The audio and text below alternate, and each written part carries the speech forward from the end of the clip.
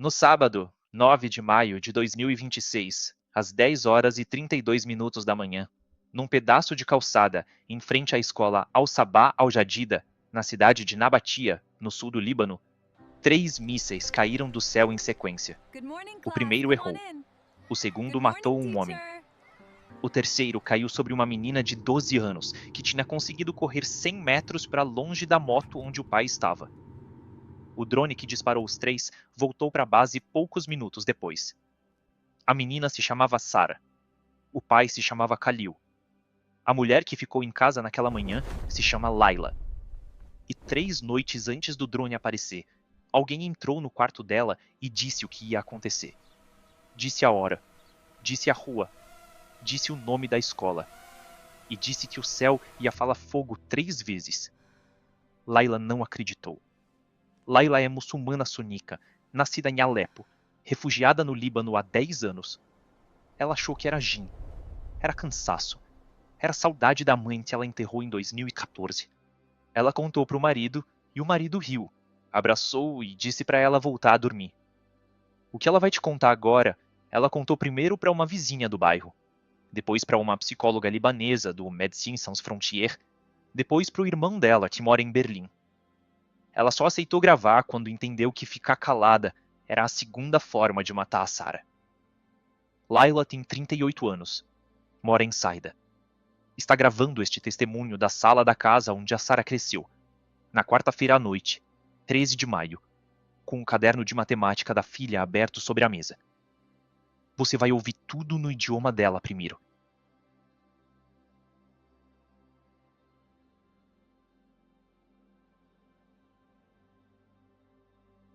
Eu vou começar pelo sábado de manhã, mas não vou contar o sábado ainda. Eu preciso contar as 3 noites antes, porque sem as 3 noites o sábado não faz sentido, e sem o sábado as 3 noites também não fazem. Meu nome é Layla Haddad, tenho 38 anos, nasci em Alepo, num bairro chamado Al-Sucari, na primavera de 1988. Saí de Alepo no inverno de 2016, com a Sarah no colo de 6 meses, dentro de um carro que era do irmão do Khalil. O carro tinha o banco de trás cheio de farinha, porque o irmão do Khalil era padeiro. A farinha era para a gente comer no caminho até a fronteira do Líbano, mas a gente comeu a farinha crua, com saliva, dentro do carro, porque o caminho até a fronteira durou 4 dias. A Sarah mamou farinha misturada com leite dos meus peitos. Eu não sabia que era possível um bebê de 6 meses comer farinha crua e sobreviver. Mas a Sarah sobreviveu. A Sarah sobreviveu a Alepo. Eu moro em Saida, no sul do Líbano, há 10 anos. Estou gravando isso na sala da nossa casa, sentada na cadeira que a Sarah usava para fazer dever de matemática, com o caderno dela aberto na minha frente, na página da última lição. A última lição é sobre frações. Tem uma anotação na margem, no canto direito, com a letra dela, que diz: perguntar para o papai se 3/5 é maior que 2/3. Eu não sei a resposta. O Khalil sabia. Hoje é quarta-feira, 13 de maio de 2026. São quase 10 horas da noite. As cortinas estão fechadas. A minha mãe se chamava Fátima. Era enfermeira no hospital Al-Razi, em Alepo, antes do hospital virar pó. Ela morreu em outubro de 2014, de câncer de mama. Não morreu da guerra. Morreu antes da guerra chegar no Al-Sucari de verdade. Eu enterrei minha mãe num cemitério que 2 anos depois virou cratera. Eu sempre disse que isso foi misericórdia. Alá teve a decência de levar a minha mãe antes do bairro virar pó. A mãe da minha mãe, a minha avó Mariam, era cristã maronita. Casou com o meu avô, que era sunita. Naquela época, em Alepo, era assim. Tinha rua que era cristã, tinha rua que era muçulmana. Tinha rua que era as duas coisas ao mesmo tempo. A minha avó Mariam tinha uma Bíblia em árabe, encadernada em couro escuro, que vinha da família dela. Quando minha avó morreu, em 1999, a Bíblia foi para minha mãe. Quando minha mãe morreu em 2014, eu peguei a Bíblia e botei dentro de uma caixa de sapato com algumas fotos, alguns lenços e uma corrente de prata. A caixa veio comigo de Alepo, dentro do carro do irmão do Khalil. A caixa está hoje no armário do quarto, em cima da prateleira de cima. Eu nunca abri a Bíblia. Em 38 anos eu nunca abri uma Bíblia. O Khalil eu conheci em 2010, num casamento de primo. Ele é 3 anos mais velho que eu. Era vendedor de cadernos e suprimentos escolares numa loja perto da Praça Sadala Al-Jabri, em Alepo. Casamos no verão de 2015, dentro do bairro já com cheiro de cinza, com 22 pessoas presentes, das quais 8 chegaram atrasadas porque um míssil caiu numa rua de saída. A Sara veio em maio do ano seguinte, dia 19 de maio. A gente tinha um nome de menino e um nome de menina escolhidos. Sara era o nome de menina. Sara, em árabe, vem da matriarca, mulher de Ibrahim. A gente escolheu antes de saber se era menina, porque eu sonhei com a Sara 3 meses antes dela nascer. No sonho, ela estava descalça, num campo de pedras laranja. Eu nunca esqueci esse sonho, voltarei a ele. Quando saímos de Alepo em 2016, o Khalil pegou as últimas 240 caixas de cadernos e canetas que tinha estocado num galpão. Botou tudo num caminhão que outro primo dirigiu. Em saída, o Khalil começou de novo. Vendia caderno na rua, depois vendia caderno num quiosque. Depois alugou uma loja minúscula de uma porta só, no bairro Al-Awali. A Sara cresceu nessa loja. Aprendeu a contar com canetinhas. Aprendeu a ler nas etiquetas de preço. A Sara queria ser professora de matemática. Tinha 12 anos. Eu nunca trabalhei fora. Eu rezo 5 vezes por dia. Eu cubro o cabelo. Eu jejuei todos os ramadãs da minha vida menos um, em 2016, porque eu estava amamentando e a Sara não estava ganhando peso. Eu nunca saí da minha religião. Eu nunca pensei em sair. Sobre Issa. Eu cresci ouvindo sobre Issa do mesmo jeito que toda criança muçulmana cresce. Issa ibn Maryam, filho de Mariam, virgem, profeta de Alá, palavra de Alá. A gente respeita Issa, a gente não rebaixa Issa, mas a gente não confunde Issa com Alá. Alá é Alá, Issa é profeta, não é mais do que profeta, não é menos do que profeta. Era assim que eu entendia. Era assim que eu rezava. Era assim que eu colocava a Sara para dormir, quando a Sara perguntava de Mariam ou de Issa. Porque ela perguntava. Ela tinha uma curiosidade religiosa estranha para criança de 12 anos. Eu respondia: Profeta, querida, profeta. Volta a dormir. Sobre a guerra. Eu vou ser breve porque a guerra não é o assunto desse vídeo. Quando a guerra do Irã com Israel e os Estados Unidos começou, em 28 de fevereiro deste ano, eu estava na cozinha fazendo pão. O Khalil entrou correndo, ligou a televisão, e a gente ficou os dois sentados no chão, vendo Teherã ser bombardeada, vendo Teherã, vendo Bandar Abbas, vendo a notícia de Khamenei. A Sara estava na escola. Quando a Sara chegou em casa, eu tinha esquecido o pão no forno. O pão queimou. A gente comeu o pão queimado, porque jogar pão fora num dia desses parecia errado. Nas semanas seguintes, a guerra veio para cá também. Beirute foi atacada. O sul foi atacado. O cessar-fogo de 17 de abril durou 3 semanas e quebrou. Em 7 de maio, mísseis começaram de novo. Em 8 de maio, sexta-feira, o Khalil disse para mim na cozinha: Amanhã eu vou para Nabatie pegar suprimentos. As escolas vão reabrir e o pessoal precisa de caderno. Eu não respondi nada. Era o sábado dele de sempre. Agora, às 3 noites. Terça-feira, 5 de maio. Eu fui dormir cedo porque tinha tido enxaqueca o dia inteiro. Devo ter caído em sono pesado por volta das 9h30. Sonhei com a Sara, descalça, num campo de pedras laranja. O mesmo campo do sonho de antes da Sara nascer. Mas dessa vez ela estava mais velha, do tamanho de agora. As pedras do chão, no sonho, eram lisas, alaranjadas, como brasas que esfriaram. A Sara estava em pé no meio do campo, sozinha, e estava olhando para cima. Eu não vi para onde ela estava olhando. No sonho, eu estava de longe. E uma voz, que eu vou tentar descrever, falou comigo. A voz não veio dos meus ouvidos. A voz veio de dentro do meu peito. Eu sei que isso não faz sentido, eu sei, mas a voz veio de dentro e disse, em árabe, La tatruki Sara takhruj min al-bayt. Não deixa Sara sair de casa. Eu acordei. Eu lembrei do sonho durante o café da manhã e depois esqueci. Eu não contei para o Khalil. Achei que era enxaqueca. Quarta-feira, 6 de maio. Eu acordei às 3 horas da manhã. Eu acordo às 3 da manhã muitas noites para fazer tahajjud, que é a oração noturna voluntária. Naquela noite, eu não me lembro de ter feito intenção para acordar. Mas eu acordei, abri os olhos. E havia uma figura em pé na porta do quarto. Eu vou tentar descrever. A figura era de uma pessoa, não era um vulto, era uma pessoa. Tinha contorno claro, ombros, cabeça, mãos ao lado do corpo.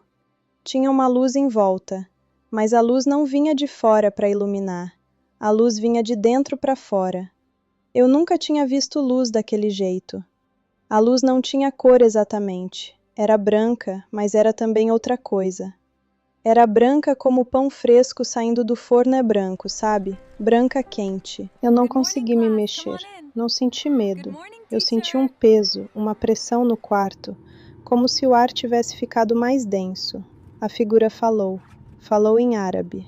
Mas não falou em árabe libanês, que é o que eu uso há 10 anos. Falou em árabe sírio, com sotaque de aldeia, do norte de Alepo, do tipo que minha avó Mariam falava quando eu era criança. Disse o meu nome primeiro, Laila.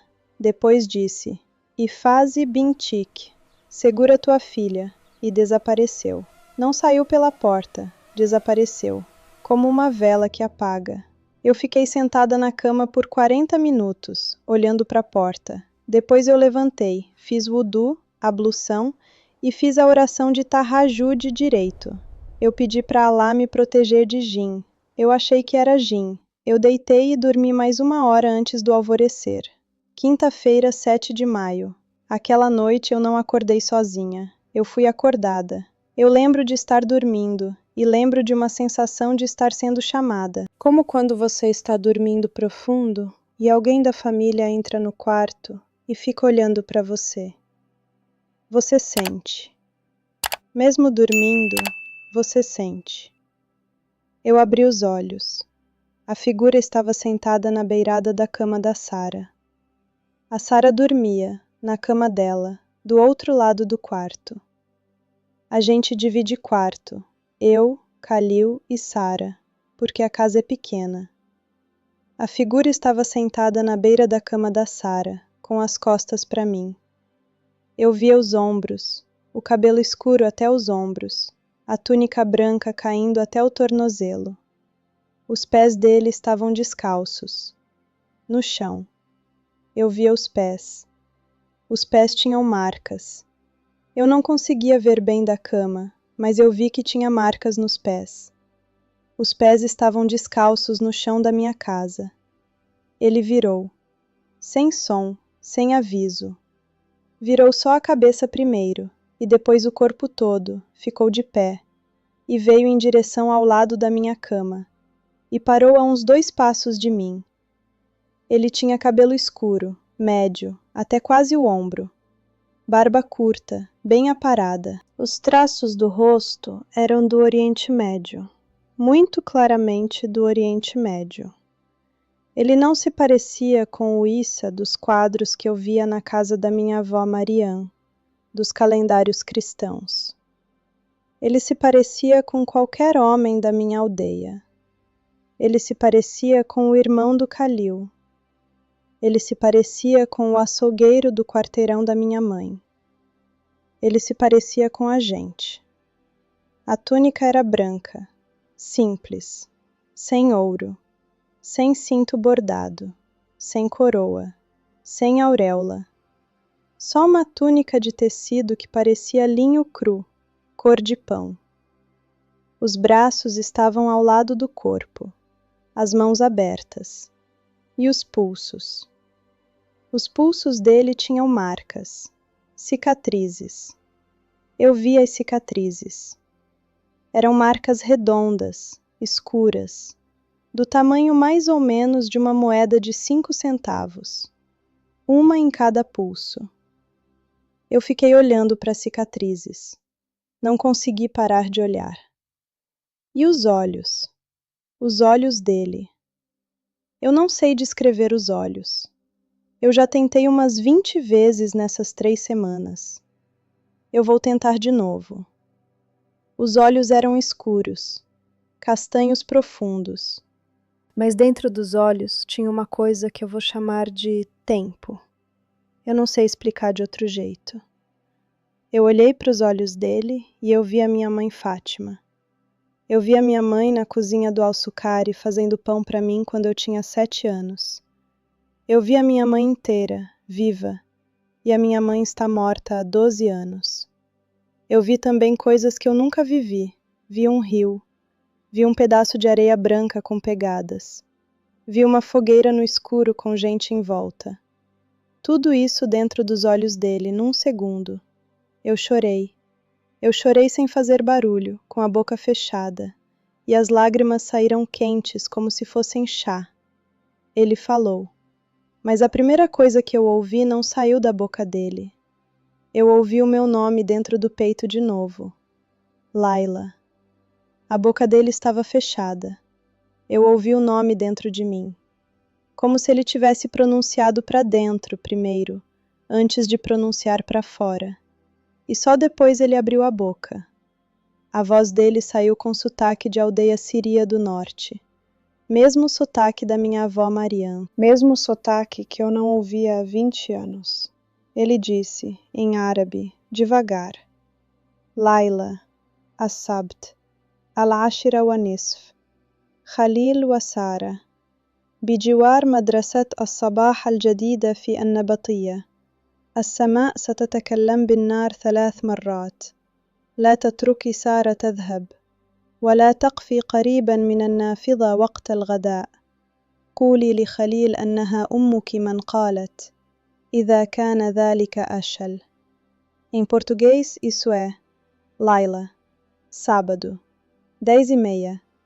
Khalil e Sara, perto da escola Al-Sabah Al-Jadida, em Nabatie. O céu vai falar fogo 3 vezes.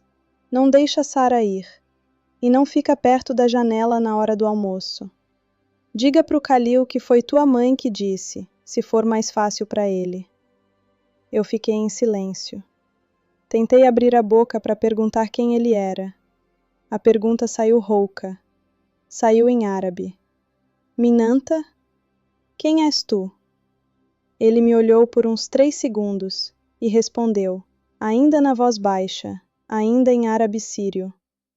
Aquele que tua avó costumava chamar de Issa ibn Maryam, mas o que eu sou agora não cabe no nome que tua avó conhecia. E desapareceu, de novo, como vela que apaga. Não foi para a porta, não foi para a janela, apagou.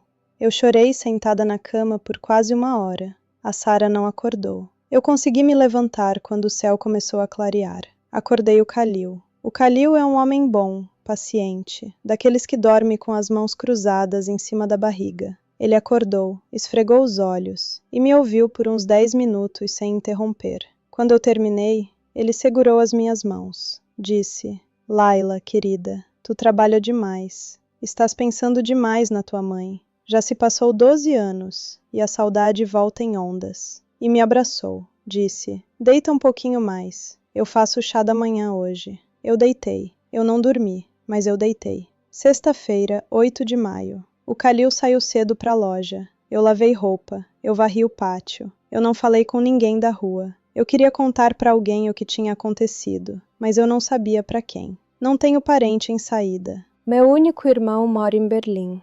Meu pai morreu em 2005. Minha mãe em 2014. A vizinha do lado é uma senhora boa, mas é mexeriqueira. E eu não queria que isso virasse fofoca. Eu fiquei calado o dia inteiro.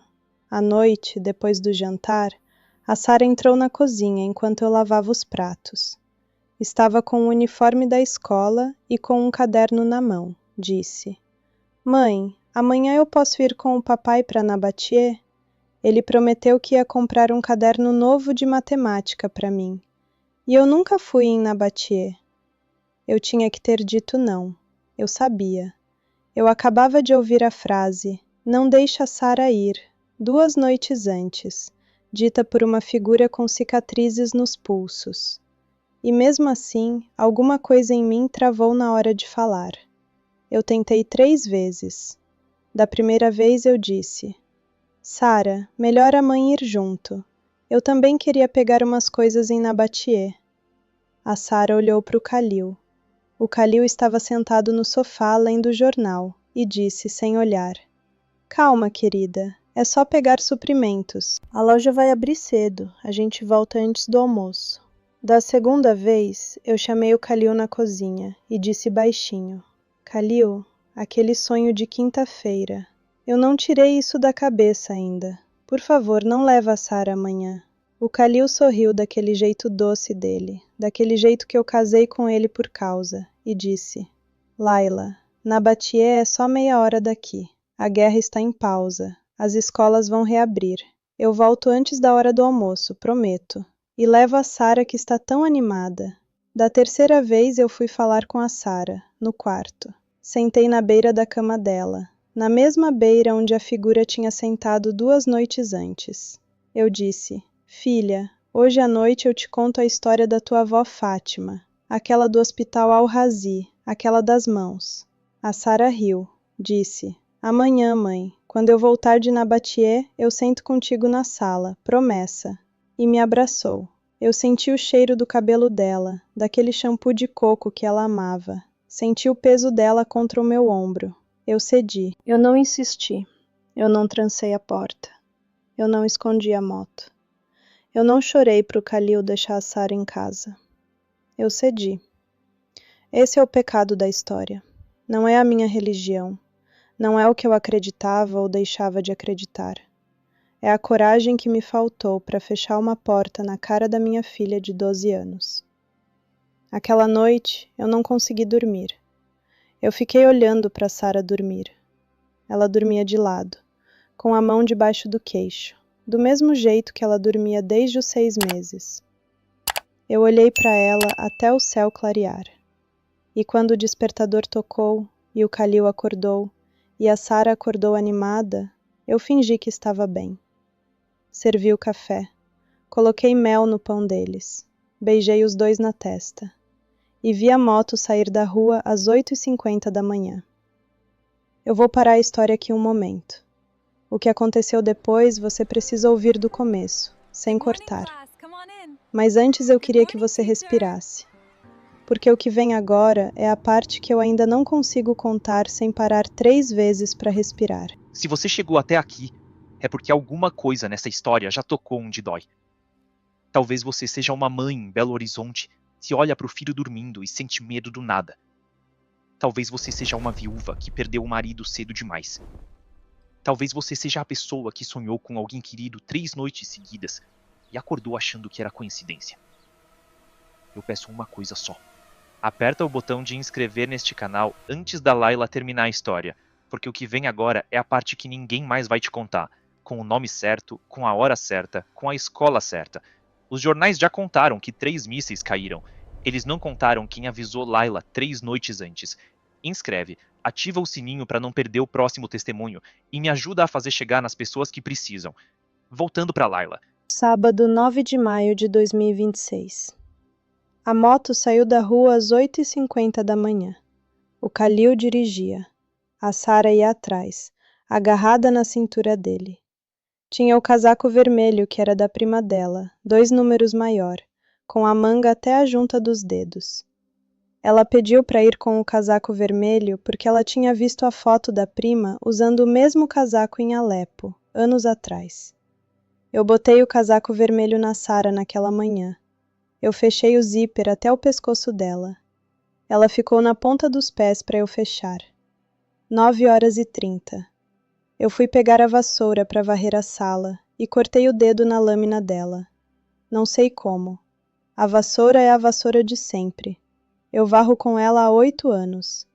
Naquela manhã eu cortei. O sangue caiu 2 gotas no chão, uma do tamanho de uma moeda de meio shekel, outra menor. Eu fiquei parado olhando para as gotas. Achei estranho. Eu não larguei a vassoura. Eu enrolei o dedo num pedaço de pano de prato e continuei varrendo. 10 horas. Eu peguei o telefone e tentei ligar para o Khalil. Não deu. O sinal estava ruim. Eu mandei mensagem. Tudo bem aí? Ele não respondeu. Tentei ligar de novo. Caiu. 10 horas e 30.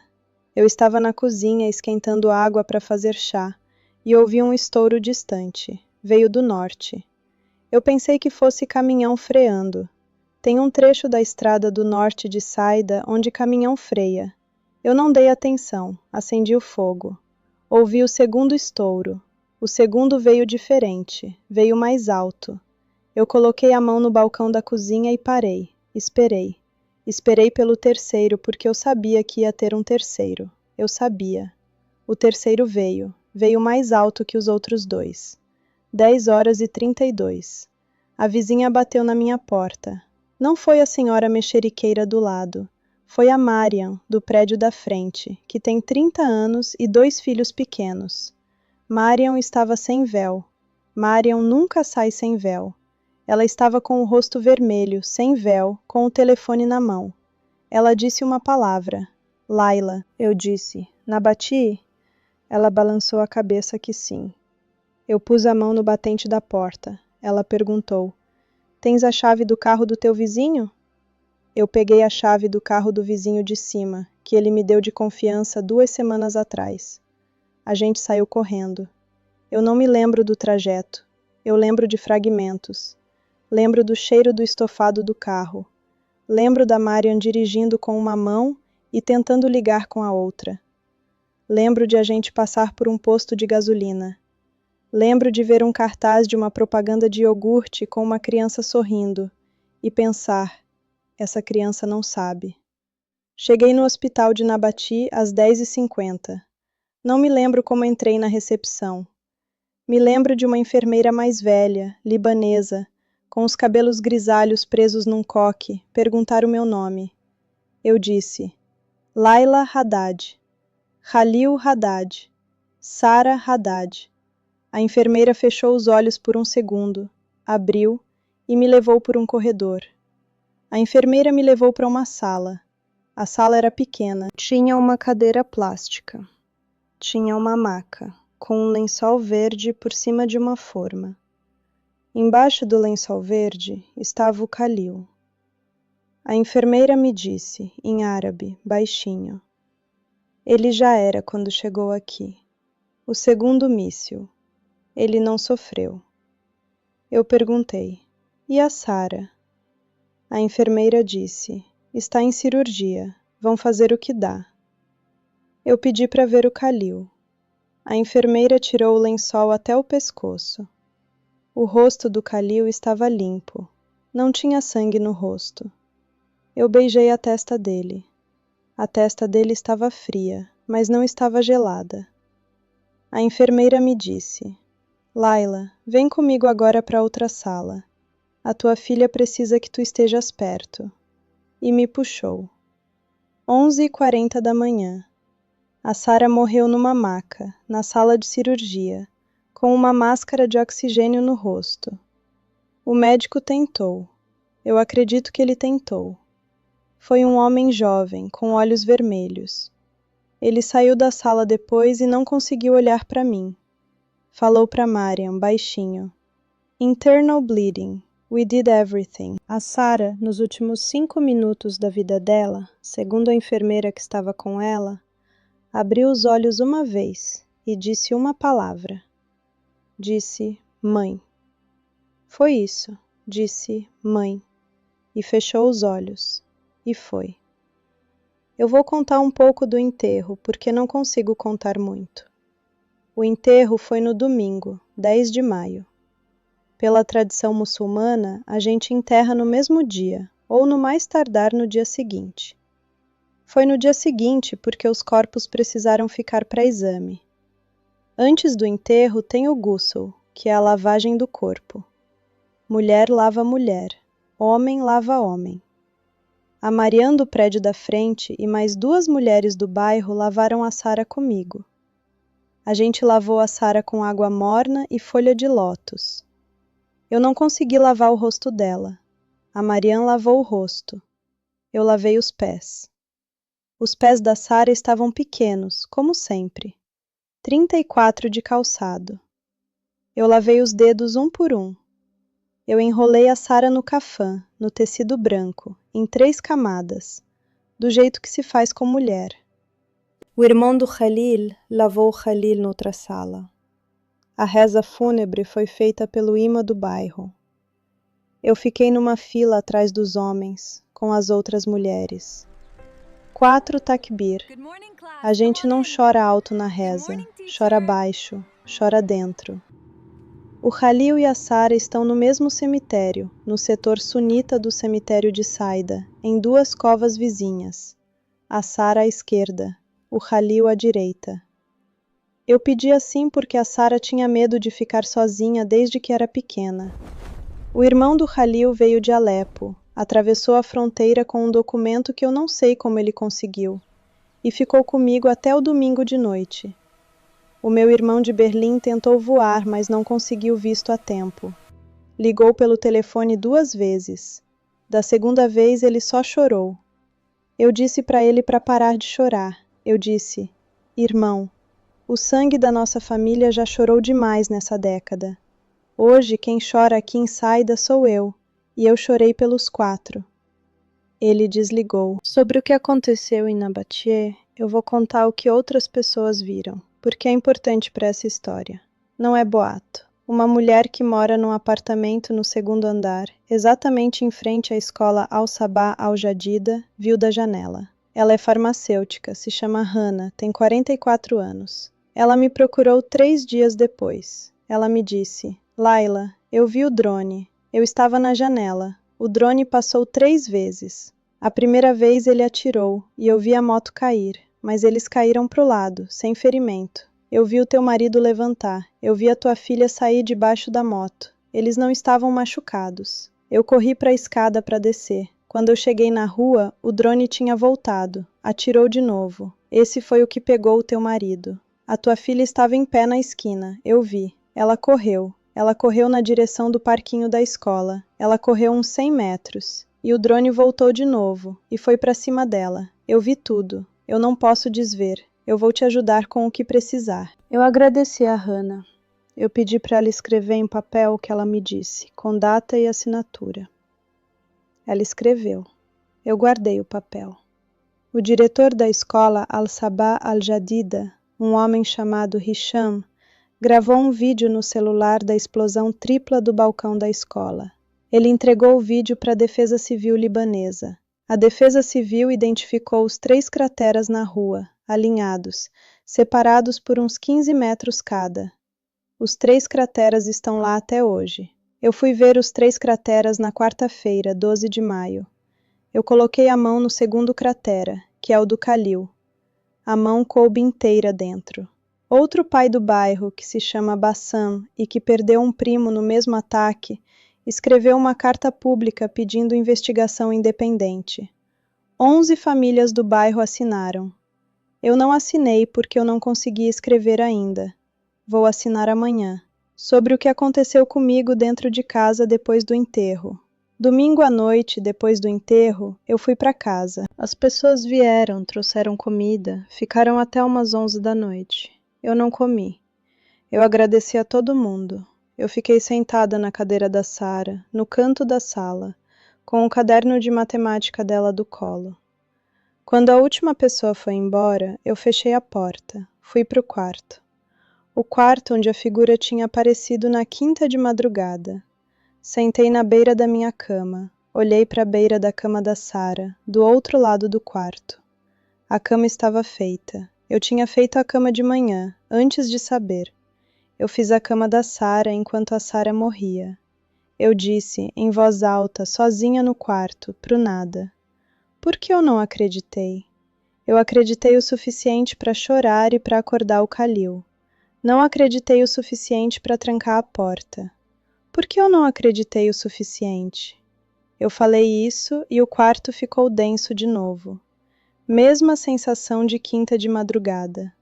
O ar pesou. A luz do abajur fraca pareceu sumir, e veio outra luz, de dentro do quarto, sem fonte. E eu ouvi os nomes. Primeiro dentro do peito, antes de fora. Eu ouvi Khalil. E ouvi Sara. E ouvi exatamente do jeito que a gente dizia em casa. Khalil, com o i longo, do jeito que eu chamava ele da cozinha. Sara, com a primeira sílaba acentuada, do jeito que o Khalil chamava ela do quintal. Os dois nomes, um depois do outro, na inflexão exata da nossa casa. Ninguém tinha gravado essas inflexões. Ninguém. Não tinha como aprender. Aquilo veio de dentro de uma pessoa que tinha estado na nossa casa sem a gente saber. Aí veio a voz, de fora. Sentei reta. Ele estava em pé no canto do quarto, do mesmo jeito da quinta. Cabelo escuro, barba curta, túnica branca. Os pulsos, os olhos. Tudo igual. Ele me olhou e disse em árabe sírio: Laila, não foi tua falta de fé, foi tua maternidade. Tu não conseguiste fechar a porta na cara da tua filha que pediu para ir com o pai.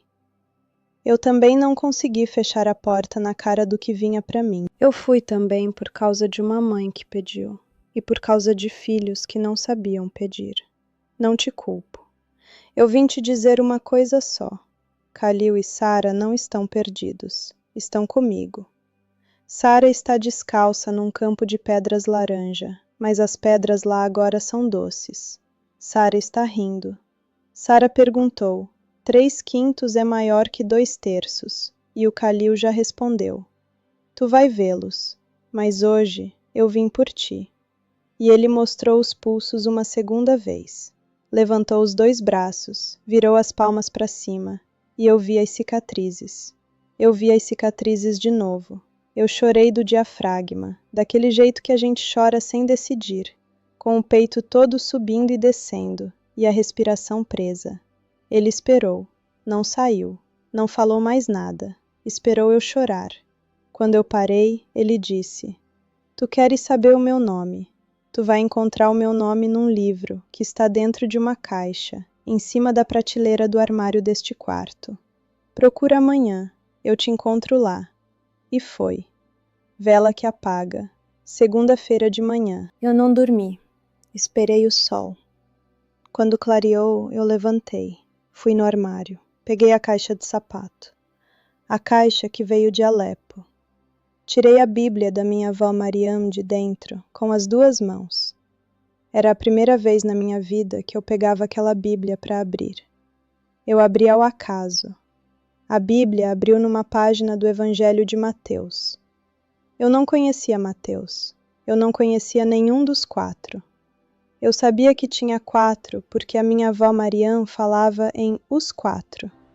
Mas eu nunca tinha lido nenhum.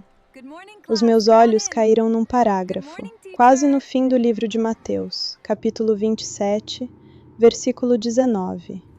Eu vou ler em árabe primeiro, do jeito que estava na Bíblia da minha avó, e depois traduzir.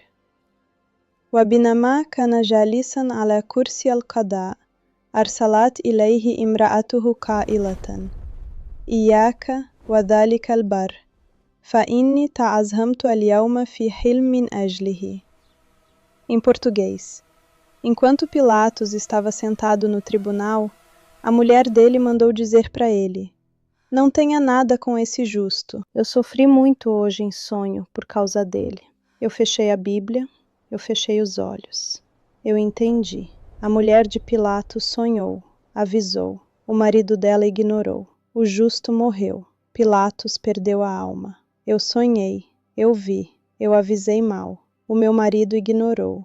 Os justos da minha casa morreram. Mas tem uma coisa. A mulher de Pilatos some da história depois desse versículo. A gente nunca mais ouve falar dela. A tradição cristã diz que ela passou a vida inteira tentando entender o que tinha sonhado.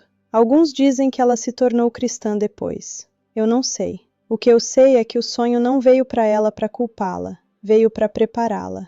O sonho não veio para mim para me culpar, veio para me preparar. Para você que está ouvindo.